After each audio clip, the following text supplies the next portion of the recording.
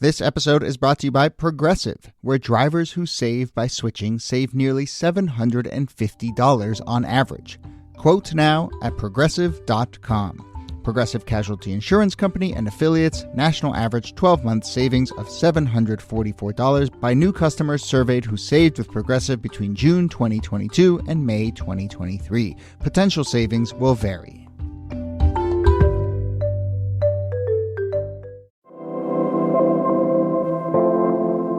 Hello and welcome to This Day in Esoteric Political History from Radiotopia. My name is Jody Avirgan. This day, Friday, November 18th, 2016. Do you remember the fall of 2016, folks? Vice President-elect Mike Pence attends a performance of the hit Broadway musical Hamilton. Hamilton, of course, tells the story of the Founding Fathers in music and rap and includes a deliberately multicultural cast as well as a song whose catchphrase is "Immigrants, we get the job done." Pence, of course, had just been elected alongside Donald Trump, a president who pushed for much more immigration restriction and an outright ban on Muslims entering the country. So what happened? What did you think was going to happen? Let's talk about the time that Mike Pence got booed at Hamilton and maybe we've forgotten, but a little more context and perspective and nuance on what happened that night and what it all means. Here, as always, Nicole Hammer of Vanderbilt and Kellie Carter-Jackson of Wellesley. Hello there. Hello, Jody. Hey there. Gotta say, not the worst reception Mike Pence has ever gotten from a big crowd. Wait, what was, oh, you mean January 6th? Wow. Okay. Well. We're just going in. Fair enough. Snap. Starting with the bang. Yeah. I will say, you know, I think we've done stuff from 2016 and maybe even a little later before, but obviously this is one of those stories where we all lived through it. And so I'm very curious to hear about kind of memories of how we lived through it at the time versus what we remember now and perspective and so forth. I'll start with the simple question of how long ago does 2016 feel? A lifetime? Yeah. A long time ago. Long time. Yeah. A lot has happened since then. Yeah, it has. It's so funny because I remember I think my son was born in 2014 and I should know that 2014, and my parents came to visit. We were living in New York City and they're like, we're going to go see this musical called Hamilton.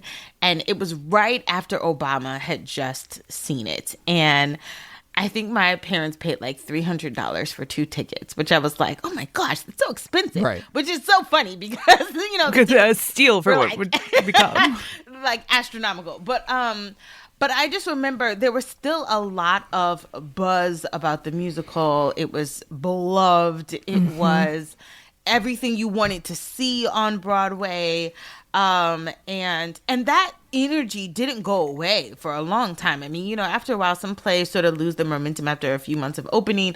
But Hamilton was something that just kept getting bigger and bigger and bigger and bigger. And the tickets kept going higher and higher and higher, where people were paying thousands of dollars for one ticket in the way balcony, you know? It was crazy. So that, I just remember that energy still being there. Because it was sort of the musical for the Obama era in many ways, right? Here are Black and brown people in power. Here is this idea of triumph and taking the American story and turning it into something more inclusive. And I think that connection gave it real power. Actually, Lin-Manuel Miranda performs this for the Obamas, just the first song while he's still workshopping it in the White House. So it's connections with the Obamas, the Obama coalition, the Democratic Party was deeply seated. And that comes into play a couple of different times in 2015 and 2016. Right. So I'm glad we started here because this was one of the main things that I remember thinking a little bit at the time, but as I revisit the story, really kind of jumps out at me, which is it is probably the most kind of like Obama era cultural artifact, right? So why does Mike Pence decide to go to this show?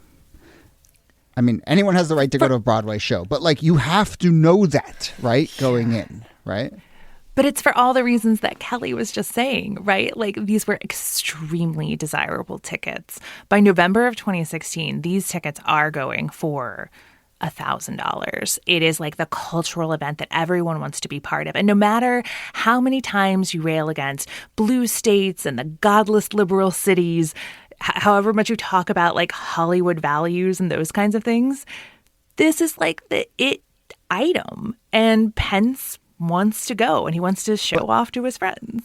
Don't you think? I understand, but Wicked is right down the street. The Lion King is around the corner. No, I'm serious. But that doesn't have the cultural cachet. I understand, but cultural cachet for whom? Right? I mean, that's the interesting thing here, right? But so look, I think ultimately I'm going to come down on the side of like Pence had every right to be there, and I think that how he was treated was like there's a little bit of unfairness in how he was treated, and I kind of had some thoughts about this. But like that very act of deciding to go, you have to know what you're getting yourself into, for lack of a better word. And I wonder if there's a little bit of a trolley element here. Because look, I mean, by 2016, after the election, this is the other thing. It's after the election. I think the scales have fallen for a lot of people about the Obama era. There are no blue states. There are no red states. There are clearly spheres, cultural spheres, political spheres in this country that are miles apart.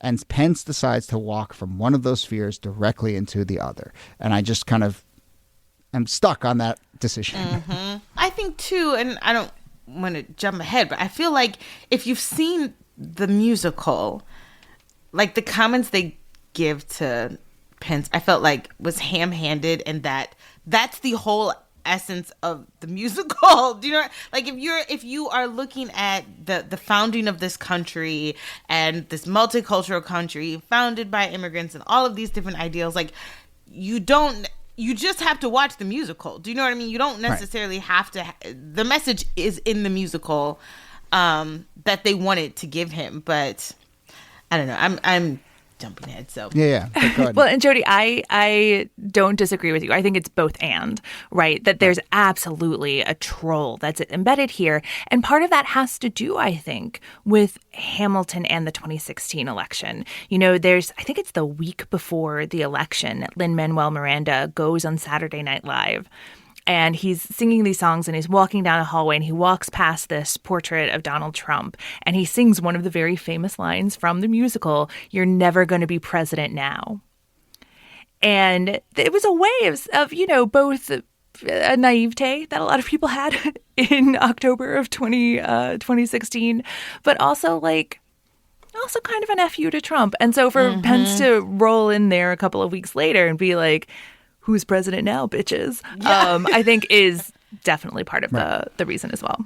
Now, and not for nothing, we'll get to TikTok of the night, but not for nothing, a couple weeks after this is that moment, I think, been totally memory hold now, but when Pence goes to an NFL game, and this is in the middle of players are kneeling during the national anthem, Pence goes to a Colts game. Players kneel during the national anthem, and Pence gets up and walks out. Mm-hmm. And that was so clearly designed. He knew that they were going to kneel. He knew that people were going to boo him, and he wants to stage this moment where he gets up and walks out.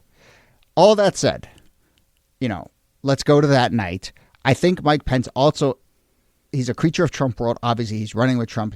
I also think he's very uncomfortable with a lot of the sort of trappings, and he probably does have that part in him that is kind of like, I believe in the message of the founding fathers, and I want to go to this thing, and I believe that maybe this could be a moment of reconciliation. So it's all these things at the same time, right?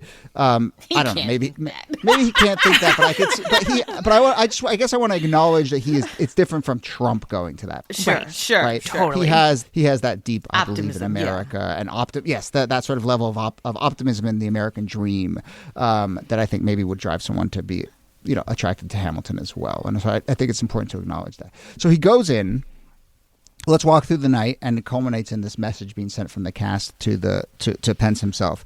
But, he arranges for some tickets. It's a little unclear whether he gets them comped or not. Like, even the people at the theater are unwilling to go on the record to say we comped them. But, there's usually a process by which famous people could say, hey, I want to come to the show, hook me up. Somehow he gets hooked up. He gets these very valuable tickets. He walks in. What's notable about that night inside that theater? Well, the first thing is everybody boos him. Mike Pence is a recognizable figure. He's got that helmet of white hair. And when people see him, there's just a loud booing when he walks into the audience. Now, there were also some people who clapped. A Broadway show has people from all around the country. And even though New York obviously voted for Clinton. There were certainly some Pence supporters in the crowd. And that, a Broadway show is probably the most politically diverse spot you could find in New York City. Yeah. Think about it. Yeah. And some of those boos continue into the musical itself. And there are moments when the crowd reaction, the audience reaction to the musical seems particularly aimed at Pence. So, Jody, you mentioned the famous line, "Immigrants, we get the job done." When that happens, everyone rises to their feet and they bring the house down with applause, which seems a little more than you might get on a different night watching Hamilton. I wonder what he felt like sitting there as those people stood up and started applauding.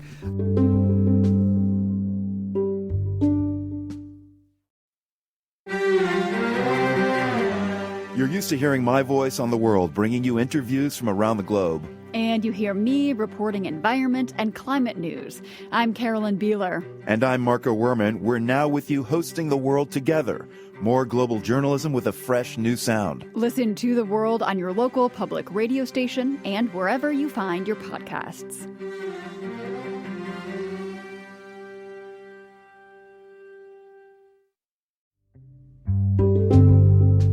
And then the other key moment, and I think often forgotten, and I think really the most interesting moment, is as he's leaving, Kellie, what happens? Okay, so the Hamilton cast member who plays Brandon Victor Dixon comes out on stage and basically makes an announcement. And he says, "There's nothing to boo here, ladies and gentlemen. We're sharing a story of love." And then he speaks directly to Mike Pence, and he says to him, "We, sir, are diverse America who are alarmed and anxious that your new administration will not protect us, our planet, our children, our parents, or defend us and uphold our inalienable rights, sir." And then he goes on to thank him for coming to the show, but basically this was his opportunity to sort of speak directly to Pence, hold him literally as a captive audience, and say to him what collectively their fears and anxiety was all about. And to sort of speak to what some of the booing is about, is this distrust that you will do right by the American people. Well, and to say, maybe you came in here thinking one thing, and we hope that this show has inspired you to both hear those fears and understand those fears, but also understand the appeal of this vision of a multicultural, multiracial America that this play celebrates. Yeah. So I'm so struck by this statement. I think I wonder, if the kind of story of this statement is like the Hamilton cast read a protest statement to Mike Pence. But you read this, and it is truly, it seems stuck in the Obama era of this moment of hope and reconciliation. But it is truly worth really understanding that this was a statement of, we want to work with you. We understand we're in this moment. I hope you're inspired. It's, in some way probably what Pence at some level was thinking going into this too. We're all one country. I don't know. I just think he has a little bit of that in him, and I think it was trying to appeal in that way. But I think it is really important to remember. And so to me, I find it so instructive to just be like, the booing and this statement are separate, and they are different modes. And one kind of rubs me in a not so great way, and the other feels really actually kind of like worth holding and remembering.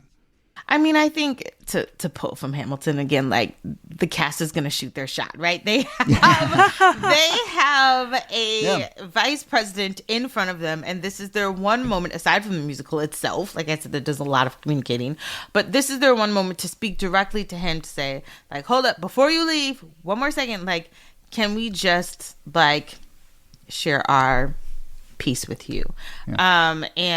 And he stayed and listened. He didn't sort of turn his back and walk away. So that's something. But but people questioned, is this even appropriate? Should they have said this? Should they have totally said this? There's some people that were like, yes, they should have said this and more. And then other people, no, it's not the right place. It's inappropriate. You shouldn't have said this at all. There's a lot of question about that. But I do think that the sentiment, the desire to be heard or seen by an elected political official was genuine. Yeah. And I think that, you mentioned earlier, Jody, the difference between Trump going here and Pence going here. And this is instructive on some of those differences because Trump immediately afterward goes onto Twitter and demands an apology for Mike Pence. He was treated very rudely. And Pence himself says that, booing is fine. He goes on to say, like, this is what freedom sounds like in that very officious way that Pence tends to talk. Yeah. But that difference between apologize for speaking to power and, hey, this is part of the rough and tumble of American politics and it's fine. Nobody's hurt. It's fine. Does seem to be an important difference between the two. Yeah. I mean, no surprise. A big part of this story is that Trump weighs in on Twitter and just kind of like muddies the whole thing, I mean, over and over we've seen him do that. And I think about what would this story have been like if there wasn't social media, both in the room itself, right? These videos go flying out, but also then people to react to it, including the newly elected president of the United States to jump in. But if this would have been a kind of like, gosh, I could have seen this being like a quaint little news item or even like an inspiring column that someone writes a week later about this moment. But instead, it just ties right into this insane moment.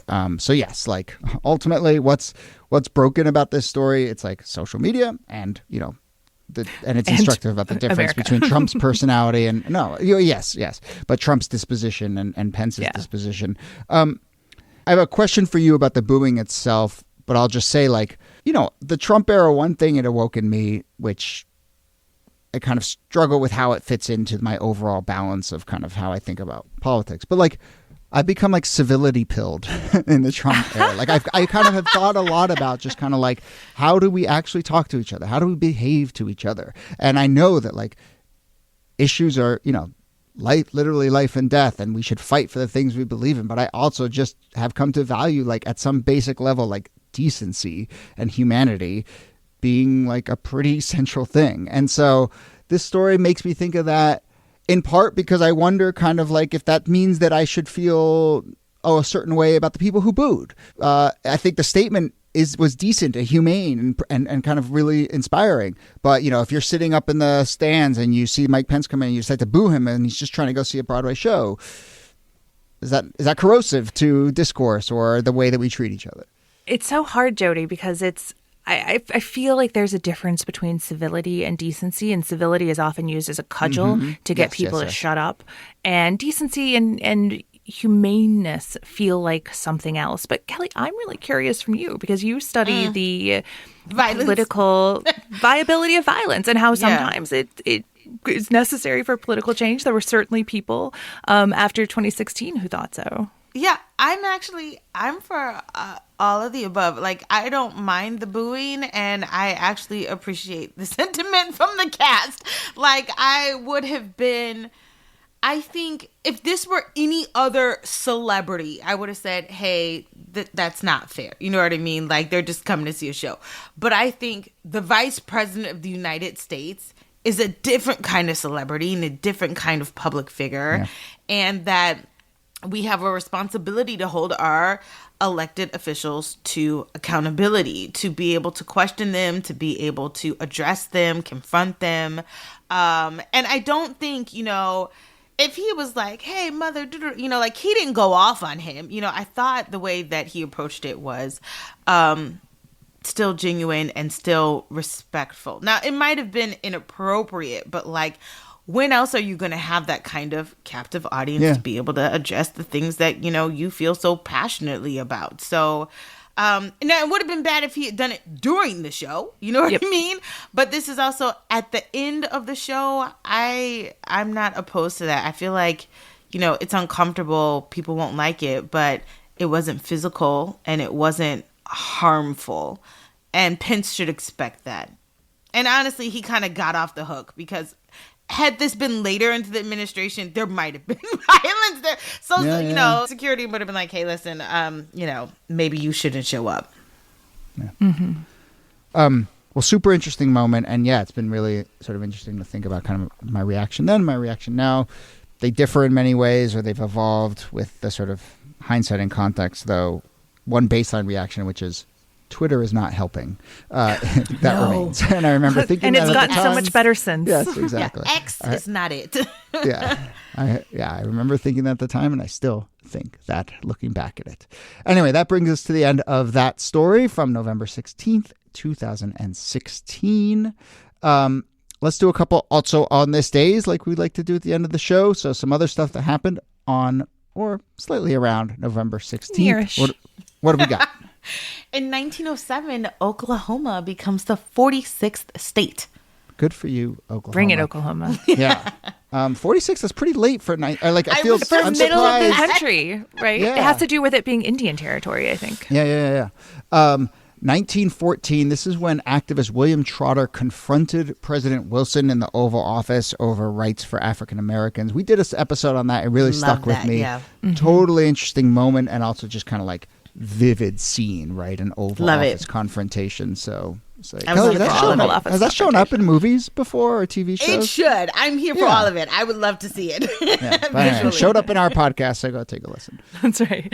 And also on this day in 1933, the U.S. and the Soviet Union established diplomatic relations, which would last a little while, but would go away after World War II.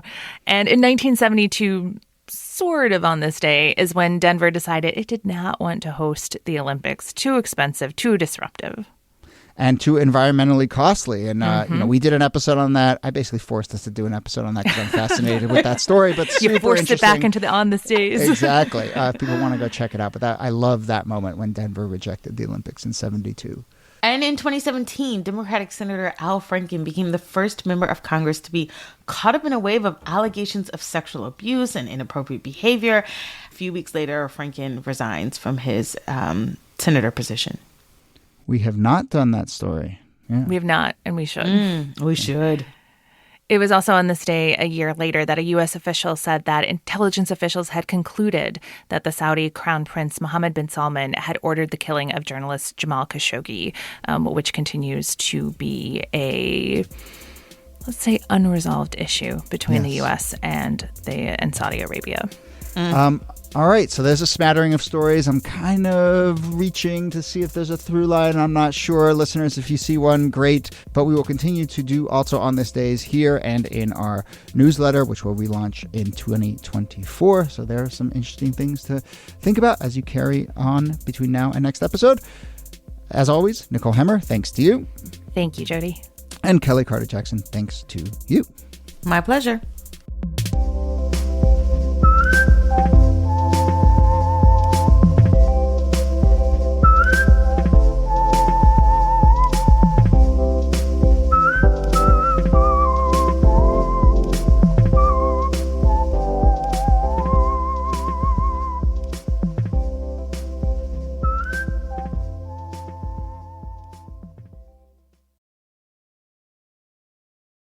Support for This Day in Esoteric Political History comes from Odoo. If you feel like you're wasting time and money with your current business software or just want to know what you could be missing, then you'll need to join the millions of others who have switched to Odoo.